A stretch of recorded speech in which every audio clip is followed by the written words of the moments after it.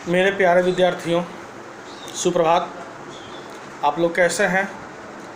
उम्मीद है अच्छे होंगे और इस कोरोना काल में सुरक्षित ही होंगे। आप लोग घर में रहिए, स्वस्थ रहिए, निरोग रहिए। मेरे प्यारे विद्यार्थियों, आइए आज हम लोग हिंदी व्याकरण में पहला पाठ भाषा, लिपि और व्याकरण, इसमें से पहले हम भाषा को पढ़ते हैं। भाषा क्या है? आपने देखा होगा कूड़ा करकट के पास जो डॉगी रहती है, जब वो आती है कुछ आवाज़ करती है और उसके बच्चे उसके पास दौड़े हुए चले जाते हैं। मुर्गियों को भी आप कूड़े करकट के पास चरते हुए देखे होंगे। वो भी कुछ आवाज़ करते हुए आती है और पीछे पीछे उसके चूजे चले जाते हैं। आखिर उन चूज़ों को, उन बच्चों को कैसे पता कि मेरी माँ मुझे बुला रही है? तो वही भाषा है। हर किसी की अपनी भाषा होती है। वे अपनी भाषा में हर कोई कुछ न कुछ कहता ही है। तो भाषा वह माध्यम है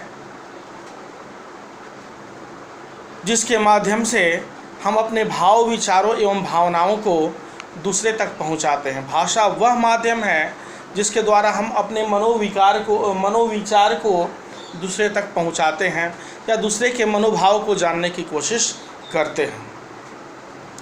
उदाहरण के लिए, जैसे नेताजी का भाषण देना, तो भाषण में नेताजी अपने मन की भावनाओं को प्रकट करते हैं और सुनने वाले सुन करके उनके विचारों को जानते हैं। ये भाषा है। भाषा के मुख्य रूप से दो अंग होते हैं, कहीं कहीं तीन भी लिखा हुआ मिलेगा। मौखिक भाषा, लिखित भाषा और सांकेतिक भाषा। पहला है मौखिक भाषा। भाषा का वह रूप जिसमें बोलकर अपने भाव विचारों को प्रकट किया जाता है, उसे मौखिक भाषा कहते हैं। मौखिक भाषा को कहीं कहीं कथित भाषा भी लिखा हुआ मिलता है। तो मौखिक भाषा या कथित भाषा एक ही है।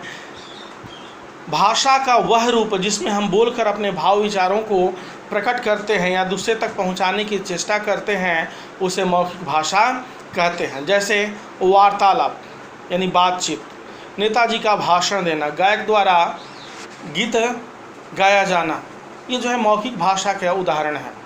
मौखिक भाषा में वक्ता यानी बोलने वाला, तो वक्ता बोल करके अपने भाव विचारों को प्रकट करता है और श्रोता सुन करके वक्ता के भाव विचारों को जानता है, समझता है।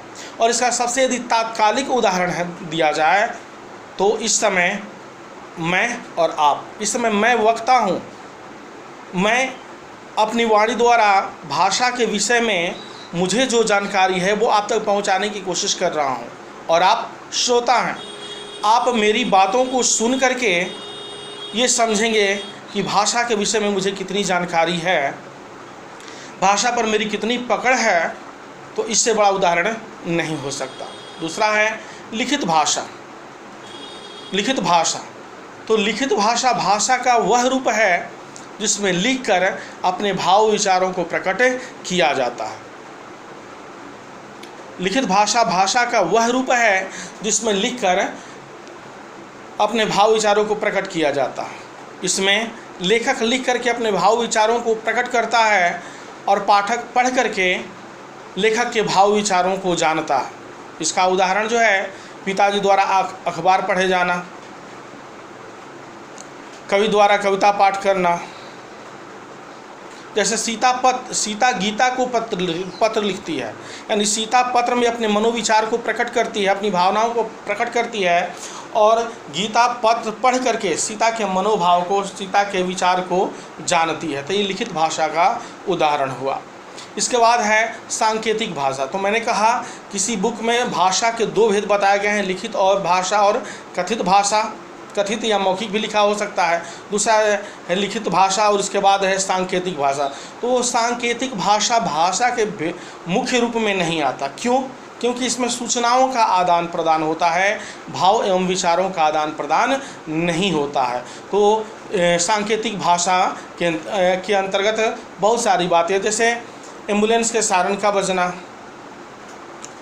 फायर ब्रिगेड की अग्निशमन पथ के घंटा का बजना, घड़ी का टिक टिक करना, या सबसे उदाहरण, क्लास में टीचर पढ़ा रहे हैं, घंटी बज गई, सर जी आपकी समय से मैं आज समाप्त हुई, आप दूसरे क्लास में जाइए, ये इशारा है, एक संकेत है। दीवार घड़ी में जब घंटे की सुई 12 पर पहुंचती है तो टन टन टन आवाज़ होती है, यानी क्या, ये संकेत है कि अब जो है इतने समय हो चुकी। तो इस तरह है ये भाषा के 3 रूप हो गए, मौखिक भाषा, लिखित भाषा और सांकेतिक भाषा।